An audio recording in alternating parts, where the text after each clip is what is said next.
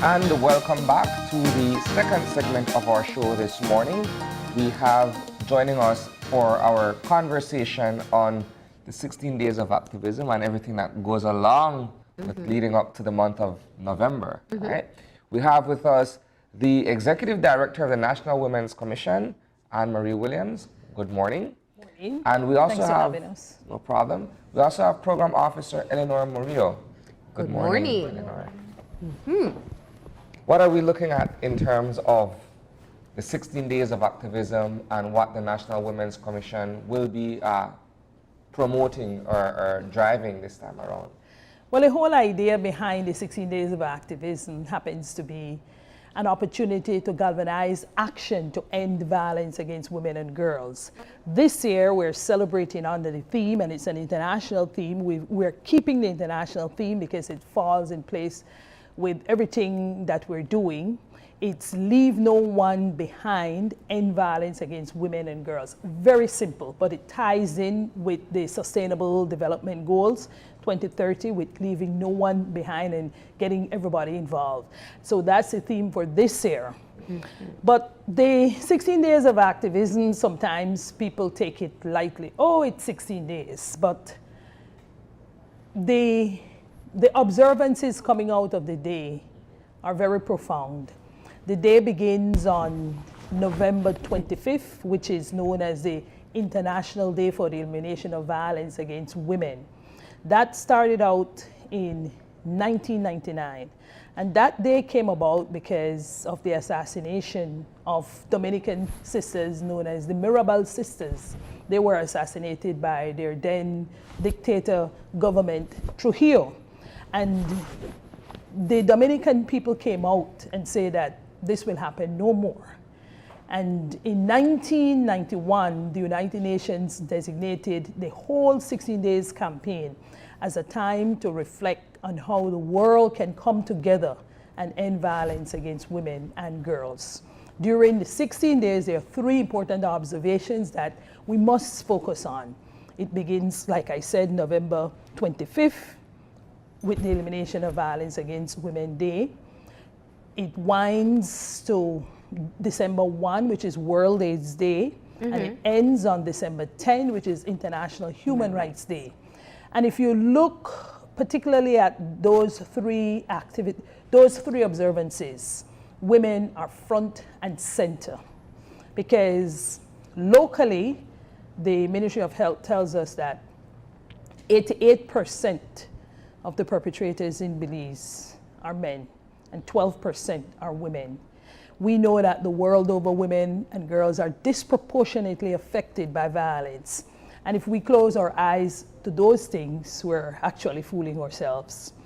And in 2016, Ban Ki-moon, UN Secretary General, thought that we were almost through with violence against women and girls. And he saw an upsurge during that time and decided to launch what is known as the Unite campaign, when communities, governments, NGOs come together to see how best they can all create awareness for people to end violence against women and girls. Not only in high places, but in low places everywhere, beginning from the home. Because violence in the streets and violence at the top are usually indicative of violence in the home. It begins in the home, spills over in the school, spills over in the streets. And so this 16 days is really a time for people to come together to see how they can galvanize their support and action. And also to think about how we could harness resources, because ending violence costs. And just like how it produces grave economic costs, it tears up families and it breaks down communities, it is also expensive to bring together a society free of violence. Now we're over a month away from this period of activism. And obviously a part of what we're talking about this morning is starting to bring the conversation to the forefront before the actual start of the activism period. What is the message that you want Belizeans to take to put in their minds as we enter into this period of time? When we talk about violence against girls, for example, what does that include? Are we only talking murder and domestic violence? We talk sexual harassment, we talk street harassment, we talk sexual violence, we speak to economic abuse, verbal abuse, the whole gamut, femicide, everything included as forms of violence. And during the 16 days, if people would take away anything, it's important for everybody to know that violence against women and girls is not okay. It is not acceptable. Very simple, and everybody could remember that. You have no right to violate a woman or a girl, and vice versa. It is not okay. It is not. It is no longer something that you could say, well, it's cultural, it's this, it's that. It is not okay, not acceptable. And as a community, as a society, we cannot afford to take it anymore. Yeah. And in fact, that is a part of what you're here to let people know, that you want to get young girls involved in this conversation. Tell us a bit about this campaign that you will be launching to commemorate the start of 16 days. Okay, so one of the ideas that we came up with is, since we know girls, they love their selfies, they love their cameras, they love their cell phones, why not use that medium for them to come? We decided to do a picture competition, again, looking at a Belize free of gender-based violence. And so we're saying, if these young ladies can come up with pictures using their creativity, we know they're very creative, use their creativity, come up with these wonderful pictures, I believe free of gender-based violence, submit to the National Women's Commission, and so we have our picture competition for high school girls. So it is girls only that can submit, yes, and they need to depict what a Belize without violence against women looks like. Yes. And girls, what it looks like through their eyes. Through their eyes. It is all about how they see themselves in the mix, how they conceptualize a life for them that is free of violence, whether they think that, for the sake of argument, we hate street harassment, we hate catcalling. You do a picture depicting that, and of course there's a little message. And then, of course, they submit it to the National Honor Facebook page, or they can bring it into our office at 33 Corner Regent and Dean Street, and submit that to us, and then we decide on the winner. We have a committee. We decide on the winner, and that will be launched at one of our activities during the 16 days. You'll forgive my question. I just find a need to No, that's ask. what we're here for, right?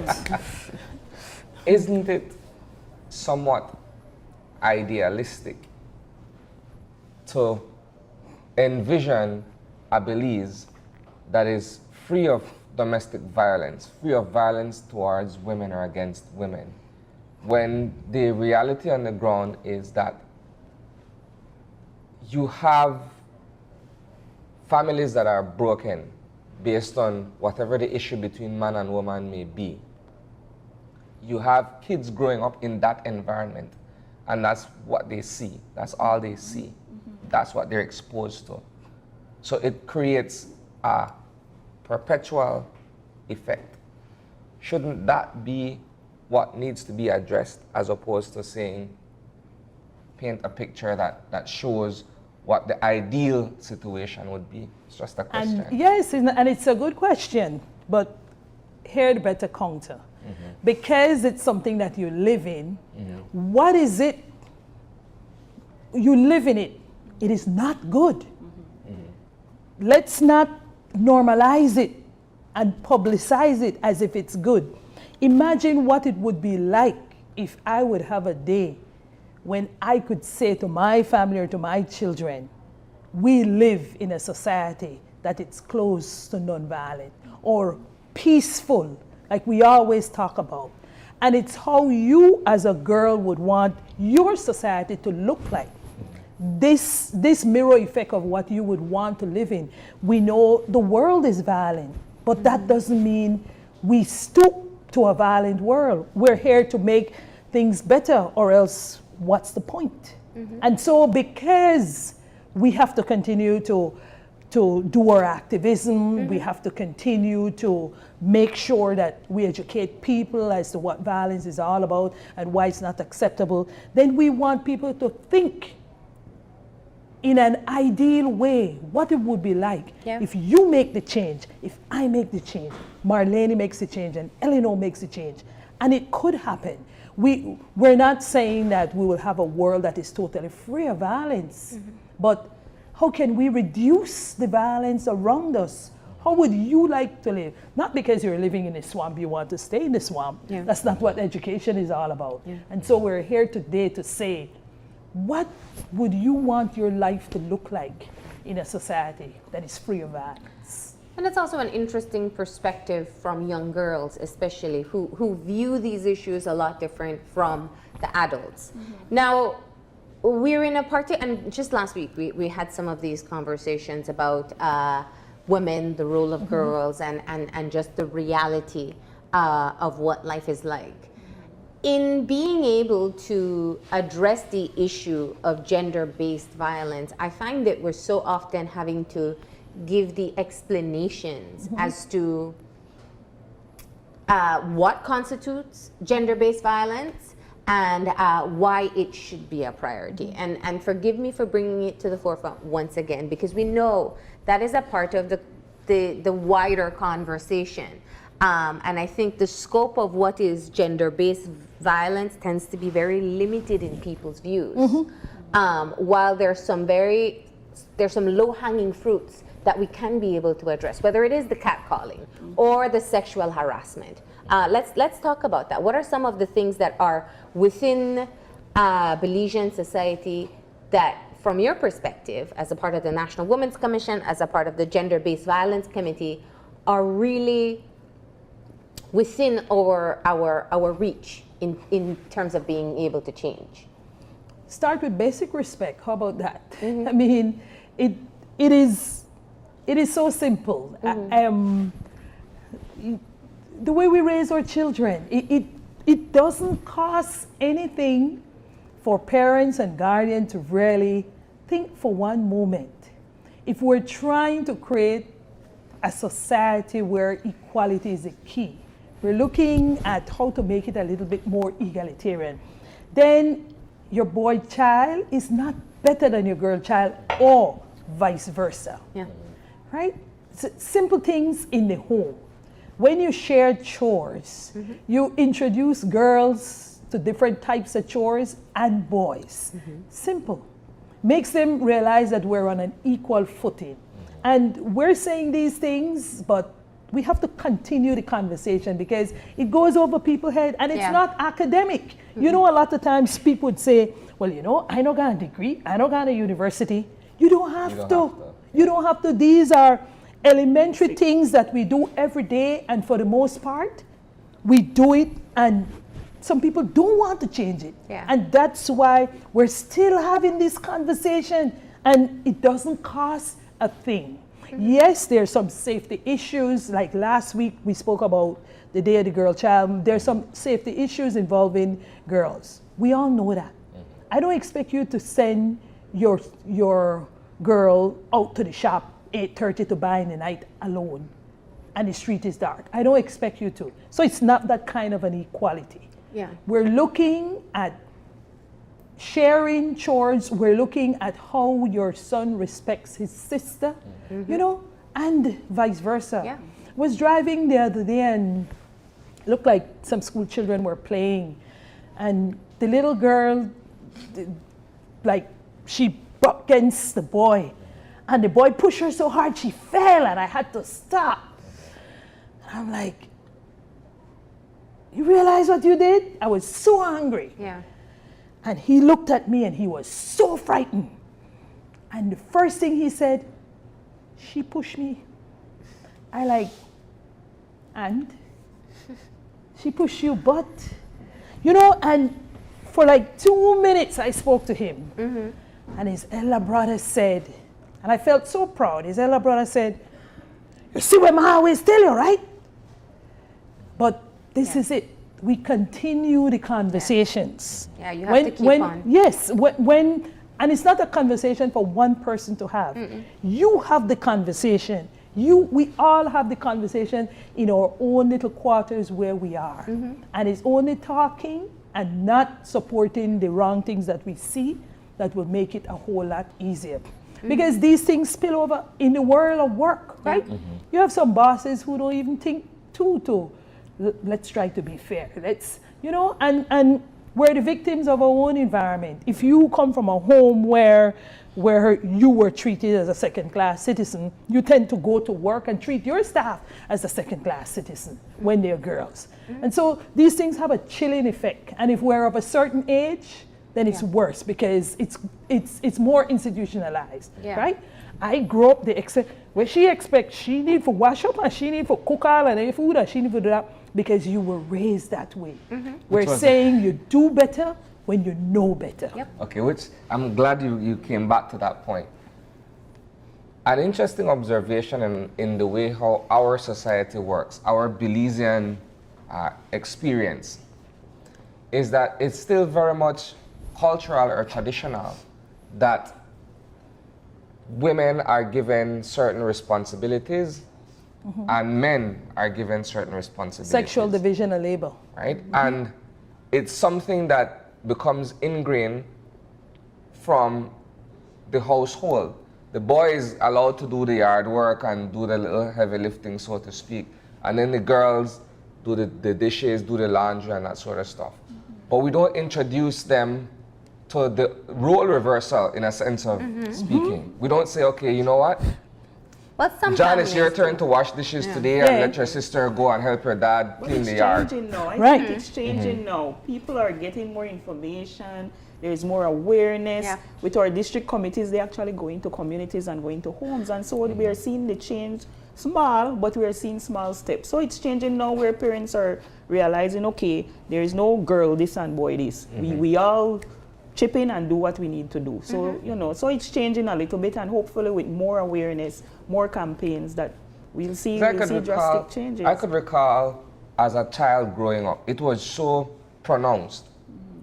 Even when you look at colors, for instance, it's there. Same thing we talked about last week, Blue is for boys, pink is for girls, right? You grow up, okay, a margarita or a Smirnoff is for girls, a rum and coke, stiff is for men. How do we get to that point where I'm sure a lot of men, I don't drink, but I'm sure a lot of men are disappointed these days because we have a lot of women and young women who drink a lot. And much to my chagrin, but it happens. And so we don't want to see the changes in those areas that will not benefit us or that will not prosper our society. We want to see it in areas that will make us bloom and grow. That was just an example, but I'm saying we create so many lines. But this is why if you have, you have your parent who or you have a woman in her 60s or 70s, whatever age, who grew up in that time. You as a child, Ma, that's not how you do things. Listen, this week I could do this, or this week she could do that. We have to change things, but you have to be vocal. Make your parents realize this is what is happening. A lot of the older people are not up to the changes that are happening, and we're here to make sure that they know. And I love that this photo competition, and that it really takes us back to it. It is young women saying what they want to see from the society. Let's go through the details of it one more time. So we have, it's now open. Yes. How do people submit their photo? How do young girls submit their photo? Well, they can submit it through our Facebook page, National Women's Commission Belize. We do have a Facebook page. They can attach it there and submit to us, or our office that is at the corner of Corner Dean and Regent, yellow and white colonial style building downstairs. So they can come in and submit it. And of course, we have a committee who will look at all the submissions and we'll choose 2 winners and they will win great prizes. And of course, that will be part of the different activities we have during the 16 days. We'll have their pictures and their names and so on. And they do have to submit a description along with their photo. Yes, A a short short description. description, nothing Yeah. too long. No more than 10 lines. We Yes. don't want to be reading epistles. We want to look at the autobiography. And the photos. photo, should the speak photo for should itself. say Yes. enough. Yes, Yeah. it So should your speak for deadline. itself. And the photo must be clear. Yeah. It's not, we know you have to submit it from a decent phone. Yeah. We want to be able to decipher the image and to print it. And so you say high school girls, which means they must be enrolled in a high school. They must be enrolled in a high school and from anywhere in the country. Yes, it's countrywide. And I want to say that we will continue our preparations for the 16 days of activism, and as soon as we have all the activities ready, we will be back to talk about them and the different agencies that are involved, because there's a planning committee. All right. Well, ladies, thank you for coming in and letting us know that you have officially launched the picture competition for high school girls. The National Women's Commission is looking for photos depicting a Belize free of violence against women And girls. And girls. Through the eye of a Right. girl. So do submit those to their Facebook page, or you can drop it off at their offices and you'll win some great prizes. But most importantly, you'll be a part of the discussion in showing the type of Belize that we want to work towards. Thank you for being here. We're going to go ahead and take a break, and when we come back, the focus will be on archaeology in Belize.